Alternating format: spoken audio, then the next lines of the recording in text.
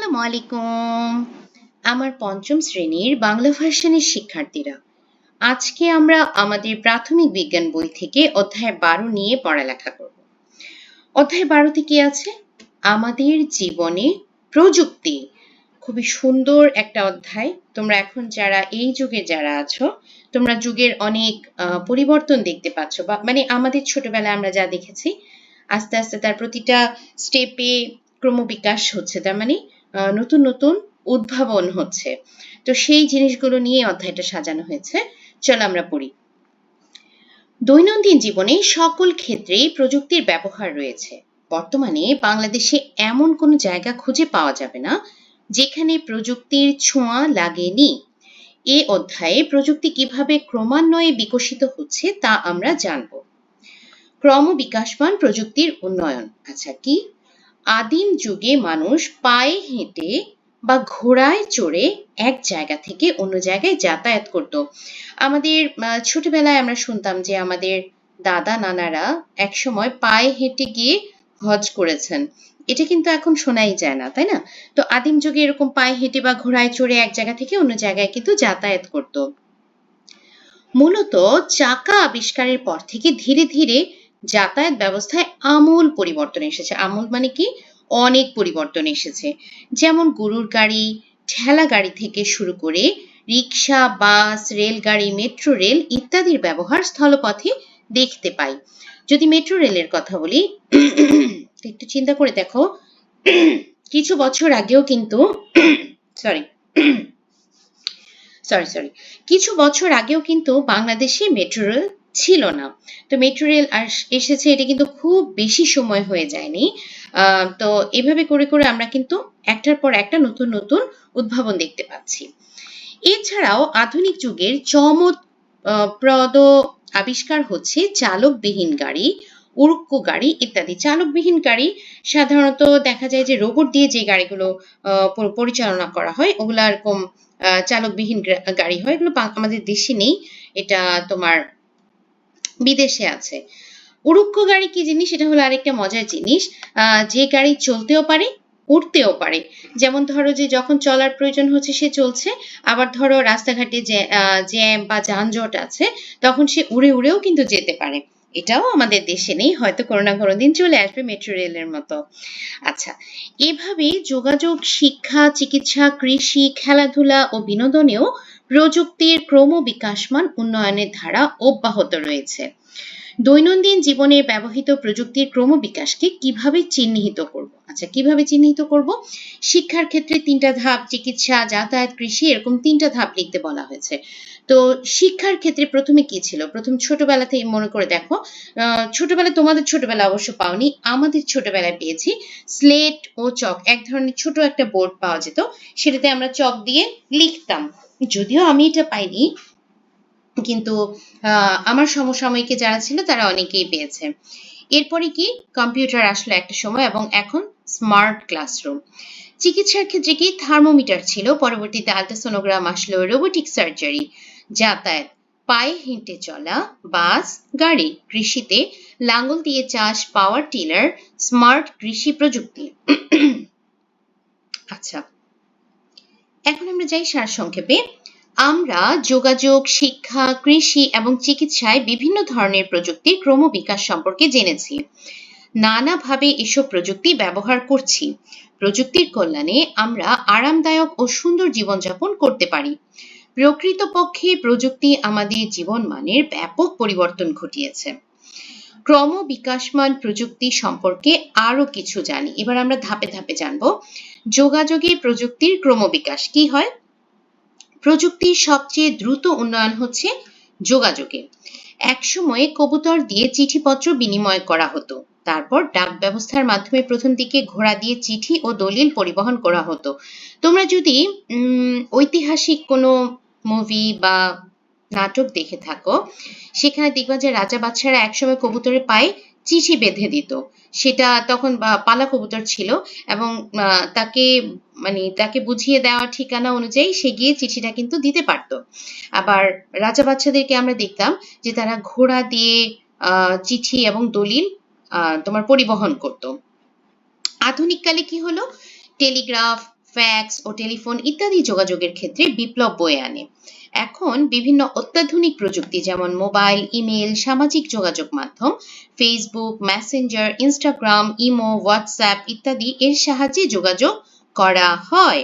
হ্যাঁ, এখন আমরা বড়রা যারা আছি আমরা এই ধরনের বিভিন্ন রকম প্রযুক্তি ব্যবহার করার মাধ্যমে এক দেশ থেকে অন্য দেশ বা দেশের ভেতরেও যোগাযোগটা আমাদের জন্য অনেক সহজ হয়ে গিয়েছে।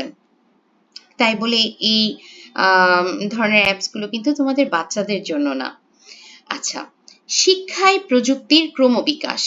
কলম, কাগজ ও মুদ্রণ যন্ত্র উদ্ভাবন থেকে শুরু করে প্রতিদিনই শিক্ষায় প্রযুক্তির নতুন নতুন উদ্ভাবন যুক্ত হচ্ছে, ক্রমবিকাশ চলে আসছে। যেমন white board, camera, computer, internet, multimedia projector, robotics ও স্মার্ট বোর্ড ইত্যাদি। হোয়াইট বোর্ড তো তোমরা এখনো দেখো ক্লাসে যে একটা হোয়াইট বোর্ডের মধ্যে টিচাররা সাধারণত কি করেন, টিচাররা সাধারণত লিখেন। আচ্ছা, তারপরে কি, তারপরে হলো যে ক্যামেরা। ক্যামেরা তো তোমরা জানোই, ক্যামেরা অবশ্যই তোমরা দেখেছো।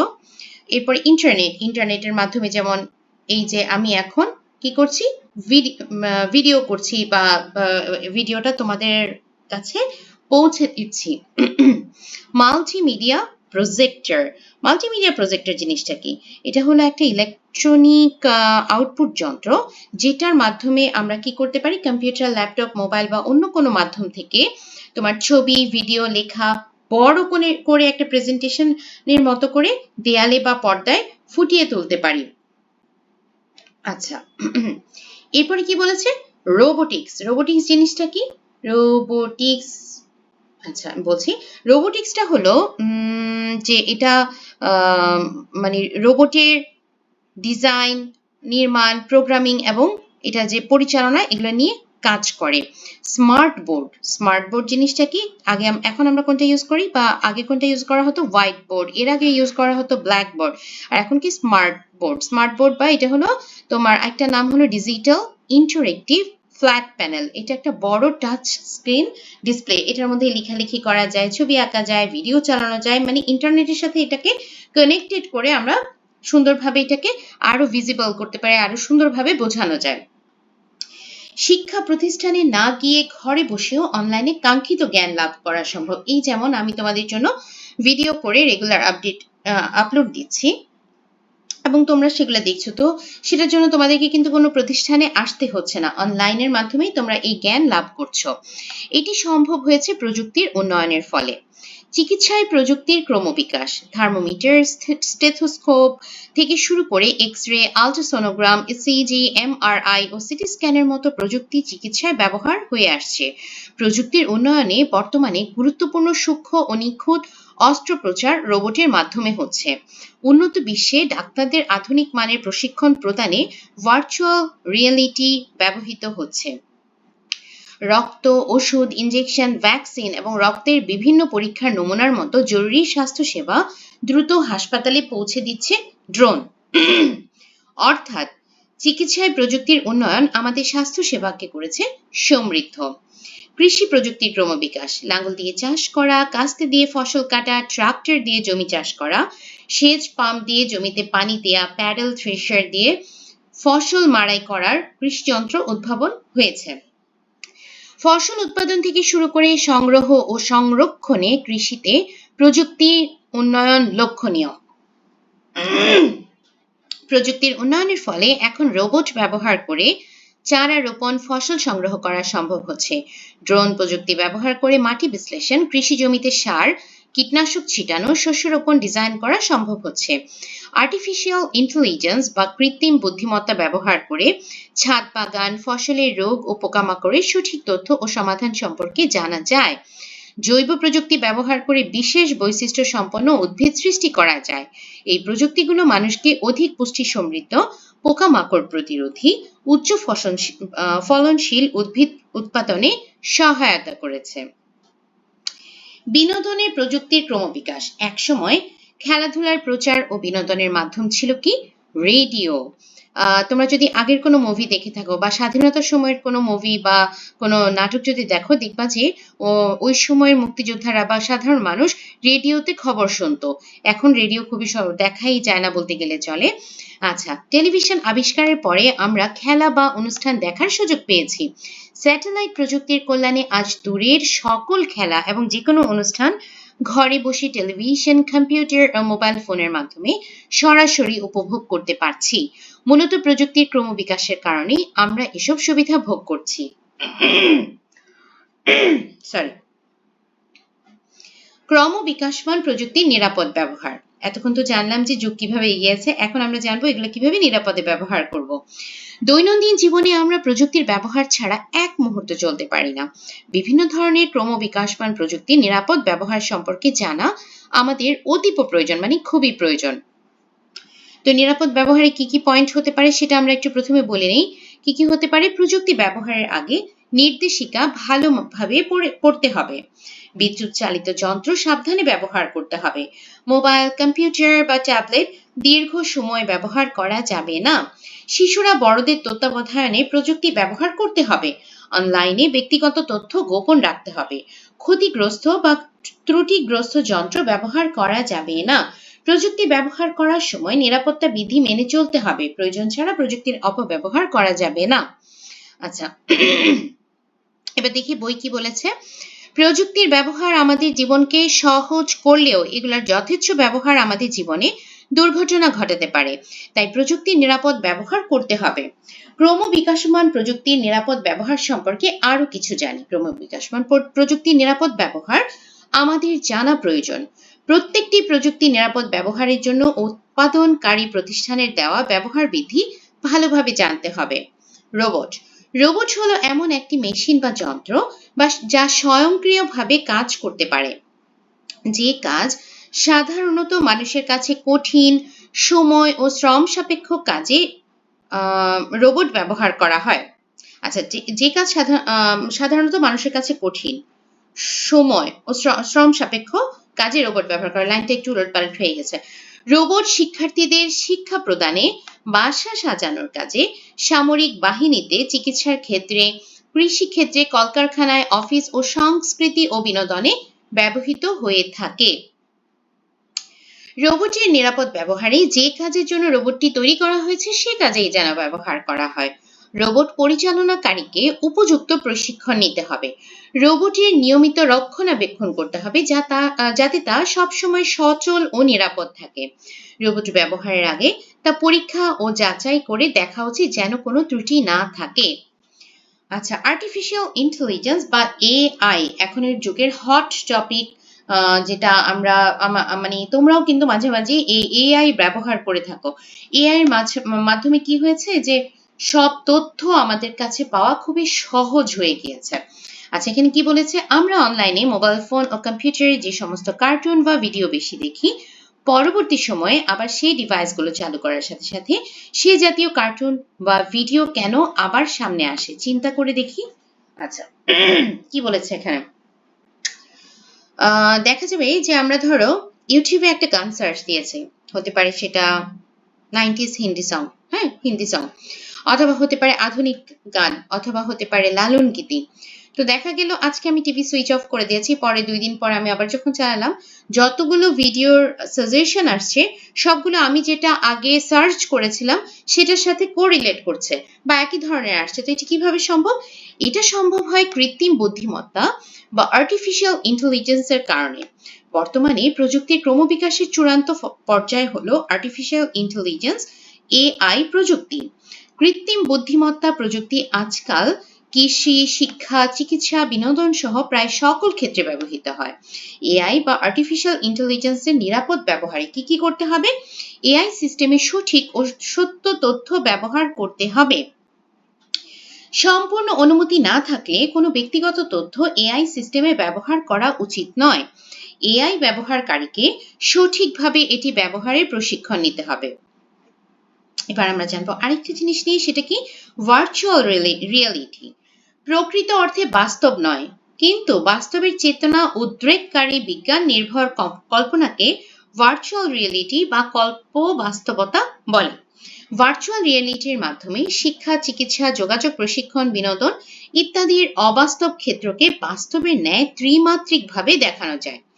আচ্ছা, এটা নিরাপদ ব্যবহারে আমরা কি করব? VR ডিভাইস ব্যবহারের পূর্বে তার নির্দেশিকা ও সতর্কতা সম্পর্কে জানতে হবে। মানসিক চাপ সৃষ্টি হয় এমন বিষয়বস্তু এড়িয়ে চলতে হবে, প্রয়োজনে বিরতি নিয়ে দেখতে হবে।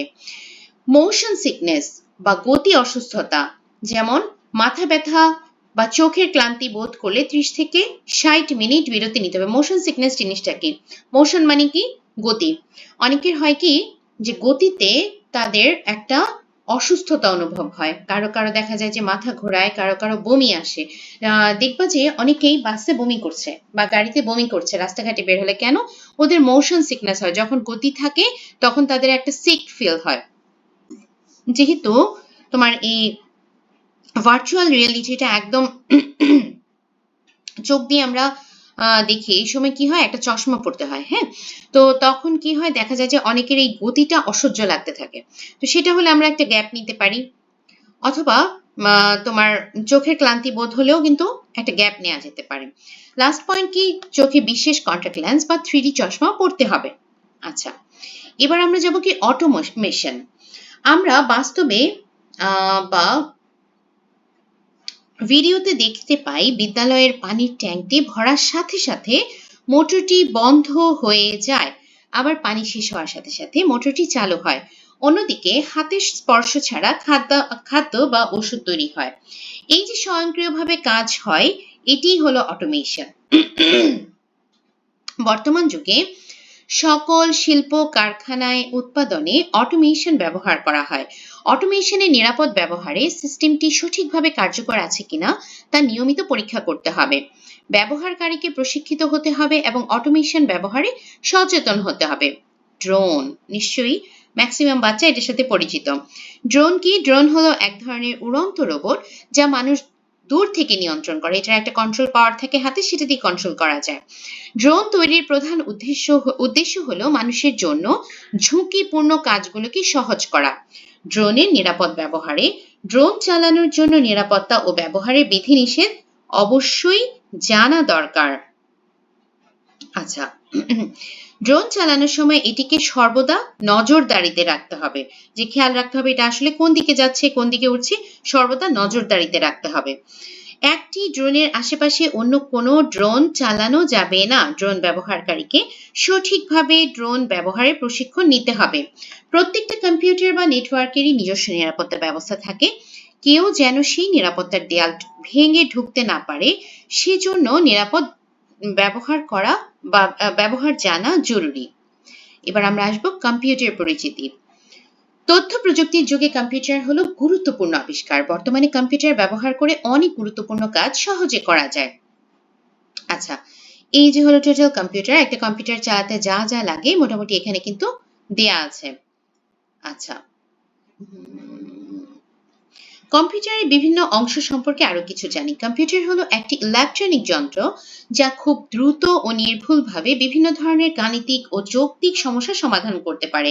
কম্পিউটার পরিচালনার জন্য হার্ডওয়্যার ও সফটওয়্যার প্রয়োজন হয়। হার্ডওয়্যার, কম্পিউটারের যেসব উপকরণ দেখা বা ধরা যায় সেসব যন্ত্রাংশকেই একত্রে হার্ডওয়্যার বলে, যেমন CPU, monitor, keyboard, mouse, printer, scanner, speaker ইত্যাদি, মানে যেগুলো আমরা হাত দিয়ে ধরতে পারছি সেটাই হার্ডওয়্যার। তো সফটওয়্যার কোনটা? সফটওয়্যার হলো এক ধরনের প্রোগ্রাম বা নির্দেশনা যা কম্পিউটারকে নির্দিষ্ট কাজ করতে সহায়তা করে। সফটওয়্যার দুই ধরনের, যথা সিস্টেম সফটওয়্যার ও অ্যাপ্লিকেশন সফটওয়্যার। এই সম্পর্কে আমরা পরবর্তী শ্রেণীতে বিস্তারিত জানবো। হ্যাঁ, পরবর্তীতে শ্রেণীতে তোমাদের আইসিটি একটা সাবজেক্ট থাকবে, বা বিজ্ঞান বিষয়েও হয়তো তোমরা জানতে পারবে। কম্পিউটারের গুরুত্বপূর্ণ কয়েকটি অংশ আছে। এই অংশগুলো ছাড়া কম্পিউটার কাজ করতে পারে না। কম্পিউটারের প্রধান চারটি অংশ হলো input unit, processing unit, memory বা স্টোরেজ ইউনিট, আউটপুট ইউনিট। এখন আমরা পড়বো কি বিভিন্ন যে অংশের কাজ, এগুলো আমরা জানবো। কম্পিউটারে কোনো অংশ একা কাজ করতে পারে না, বিভিন্ন অংশের কাজের সমন্বয়ের মাধ্যমেই কম্পিউটার কাজ করে থাকে। আচ্ছা, তাহলে বিভিন্ন অংশের কাজ কি আমরা এখন এটা জানবো। এর আগে আমরা একটু লিখি যে কম্পিউটার মানে এই যে কাজগুলো কম্পিউটারের কোন অংশ কোনটা করছে। তো দেখি আমরা একটু, এখানে কি দিয়েছে 3+2 কম্পিউটারে লিখি। এই যে আমরা লিখলাম, এটা কম্পিউটারের অংশের নাম কি? এটা হলো ইনপুট ইউনিট, মানে কিবোর্ড। ইনপুট ইউনিটের একটা পার্ট হলো কিবোর্ড, কিবোর্ডের মাধ্যমে এটা লিখছি। যোগফল 5 কোথায় সম্পন্ন হলো? এই যে আমি 3 যোগ 2 লিখে দিয়েছি, কম্পিউটার এটা বলে দিল 5। তো এটা কোথায় হলো? এটা হলো সিপিইউ, মানে প্রসেসিং ইউনিট। 5 কোথায় সংরক্ষিত হলো? Memory unit. ফলাফল 5 কোথায় দেখা গেল? আউটপুট। আচ্ছা, আমি যদি খুব সহজ করে বলি, দেখো 3 যোগ 2 আমরা কম্পিউটারে লিখেছি, এটা হলো ইনপুট ইউনিট। আমি আমার পড়ালেখা দিয়ে চিন্তা করি। আজকে ধরো আমি একটা প্যারা পড়বো, এই যে আমি পড়ছি বা এই যে আমি লিখছি, ব্যাপারটা পড়ে আমি লিখলাম, তো লেখার পরে যে কি হলো, এটা আমি ইনপুট করলাম, আমার ব্রেইনে ইনপুট করতেছি।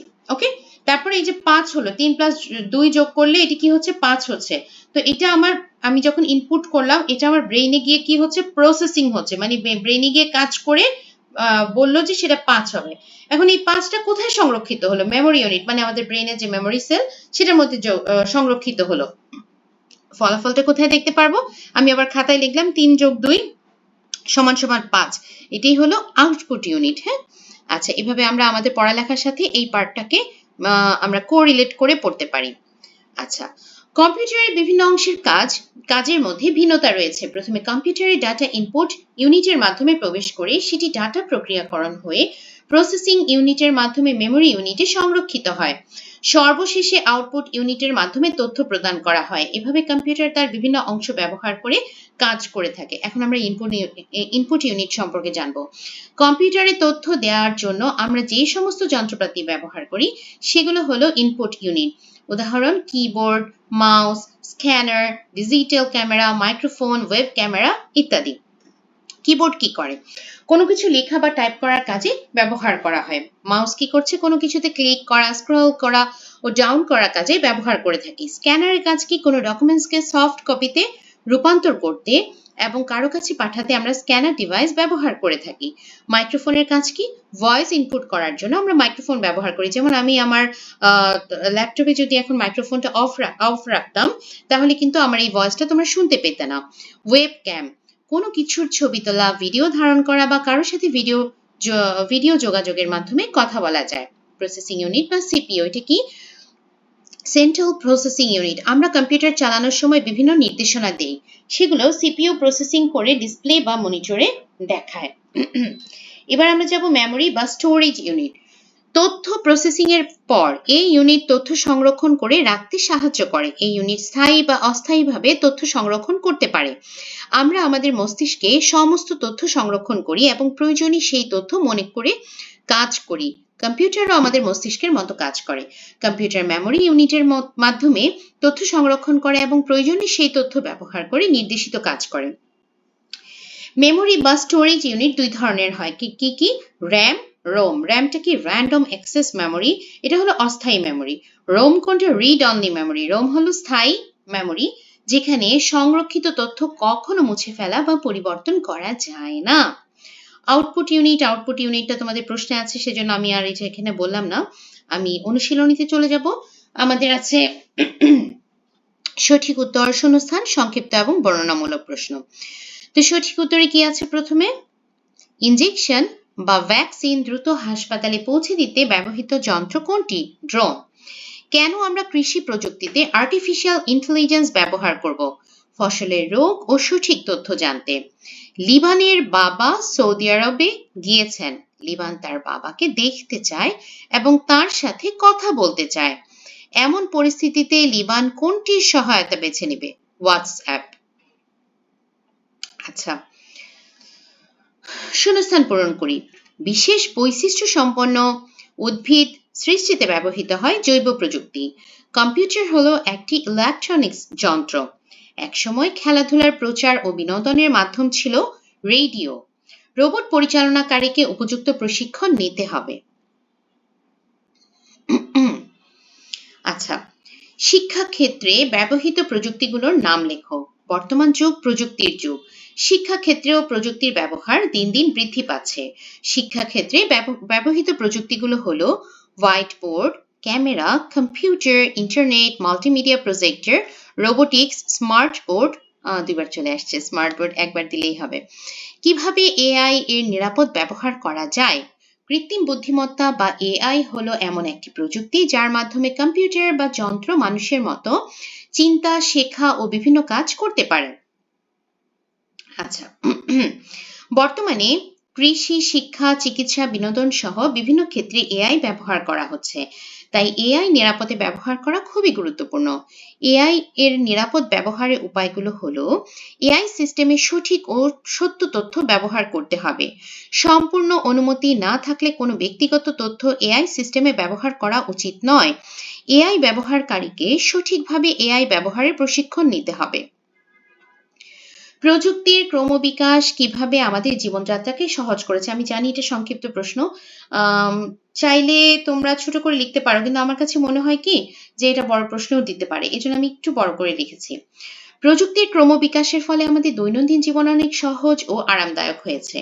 যোগাযোগ, শিক্ষা, চিকিৎসা, কৃষি ও বিনোদন সহ জীবনের বিভিন্ন ক্ষেত্রে প্রযুক্তি গুরুত্বপূর্ণ ভূমিকা রাখছে। প্রযুক্তির ক্রমবিকাশ হবে, এটা ভুল আসছে। ক্রমবিকাশ যেভাবে আমাদের জীবনযাত্রাকে সহজ করেছে তা নিচে দেওয়া হলো। যোগাযোগে চিঠি ও টেলিগ্রাফের যুগ পেরিয়ে মোবাইল, ইমেল ও সামাজিক যোগাযোগ মাধ্যমের মাধ্যমে মুহূর্তেই দূরের মানুষের সঙ্গে যোগাযোগ করা যায়। শিক্ষায় কম্পিউটার, ইন্টারনেট, মাল্টিমিডিয়া ও অনলাইন ক্লাসের মাধ্যমে ঘরে বসেই সহজে শিক্ষা গ্রহণ করা সম্ভব হয়েছে। চিকিৎসায় এক্স-রে, আল্ট্রাসোনোগ্রাম, ইসিজি ও বিভিন্ন আধুনিক যন্ত্রের সাহায্যে রোগ নির্ণয় ও চিকিৎসা সহজ ও দ্রুত হয়েছে। কৃষিতে ট্রাক্টর, সেচ যন্ত্র, ড্রোন ও আধুনিক কৃষি যন্ত্র ব্যবহারের ফলে কম সময় ও শ্রমে বেশি ফসল উৎপাদন করা সম্ভব হয়েছে। বিনোদনে রেডিও ও টেলিভিশনের পাশাপাশি কম্পিউটার, মোবাইল ও স্যাটেলাইটের মাধ্যমে ঘরে বসেই বিভিন্ন অনুষ্ঠান ও খেলাধুলা উপভোগ করা যায়। কম্পিউটারে ছবি দেখা না গেলে এর কোন অংশটি কাজ করছে না বলে ধরে নিতে হবে। কম্পিউটারের আউটপুট ইউনিট হলো এমন ডিভাইস যার মাধ্যমে আমরা ডাটা প্রক্রিয়াকরণের মাধ্যমে আমাদের প্রাপ্ত ফলাফল দেখতে, পড়তে ও শুনতে পাই। কম্পিউটারের ছবি দেখা না গেলে মনিটর কাজ করছে না বলে ধরে নিতে হবে। মনিটর হলো একটি আউটপুট ডিভাইস। মনিটরের মাধ্যমে আমরা কম্পিউটারের তথ্য, ছবি ও ভিডিও দেখতে পাই। মনিটরের সমস্যা হলে কম্পিউটার চালু থাকলেও কোনো ছবি দেখা যায় না। বর্ণনামূলক প্রশ্ন। কম্পিউটারের প্রধান অংশগুলোর কাজ বর্ণনা করো। কম্পিউটার হলো একটি ইলেকট্রনিক যন্ত্র যা খুব দ্রুত ও নির্ভুলভাবে বিভিন্ন ধরনের গাণিতিক ও যৌক্তিক সমস্যা সমাধান করতে পারে। কম্পিউটারের প্রধান 4টি অংশ রয়েছে। এগুলো একসাথে কাজ করে কম্পিউটারকে কার্যকর করে তোলে। ইনপুট ইউনিট, এই ইউনিটের মাধ্যমে কম্পিউটারে তথ্য বা নির্দেশনা দেওয়া হয়। Keyboard, mouse, scanner, digital camera, microphone ও ওয়েব ক্যামেরা ইনপুট ইউনিটের উদাহরণ। প্রসেসিং ইউনিট বা সিপিইউ, এটি কম্পিউটারের মস্তিষ্ক হিসেবে কাজ করে। ইনপুট ইউনিট থেকে পাওয়া তথ্য বিশ্লেষণ ও প্রক্রিয়াকরণ করে ডিসপ্লে বা মনিটরে দেখায়। মেমোরি বা স্টোরেজ ইউনিট তথ্য ও উপাত্ত সংরক্ষণ করে রাখে, প্রয়োজন হলে পরে সেই তথ্য ব্যবহার করা যায়। র্যাম ও রোম মেমোরি ইউনিটের অংশ। আউটপুট ইউনিট প্রক্রিয়াকরণের ফলাফল ব্যবহারকারীর কাছে প্রদর্শন করে। মনিটর, প্রিন্টার, স্পিকার ও হেডফোন আউটপুট ইউনিটের উদাহরণ। এইভাবে 4টি ইউনিটের সমন্বয়ে কম্পিউটার কাজ সম্পন্ন করে। ভার্চুয়াল রিয়েলিটি ব্যবহারের ক্ষেত্রে কি কি সতর্কতা অবলম্বন করা উচিত? ভার্চুয়াল রিয়েলিটি একটি আধুনিক প্রযুক্তি যার মাধ্যমে বাস্তব জগতের মতো ত্রিমাত্রিক পরিবেশ অনুভব করা যায়। তবে ভার্চুয়াল রিয়েলিটি ব্যবহারের সময় কিছু সতর্কতা মেনে চলা প্রয়োজন, যাতে এটি আমাদের শরীর ও মনের জন্য ক্ষতিকর না হয়। ভার্চুয়াল রিয়েলিটি ব্যবহারের ক্ষেত্রে সতর্কতা। 1. ব্যবহারের আগে নির্দেশনা জানা। ভার্চুয়াল রিয়েলিটি ডিভাইস ব্যবহারের আগে এর সঠিক ব্যবহার বিধি, নির্দেশিকা ও সতর্কতা সম্পর্কে ভালোভাবে জানতে হবে।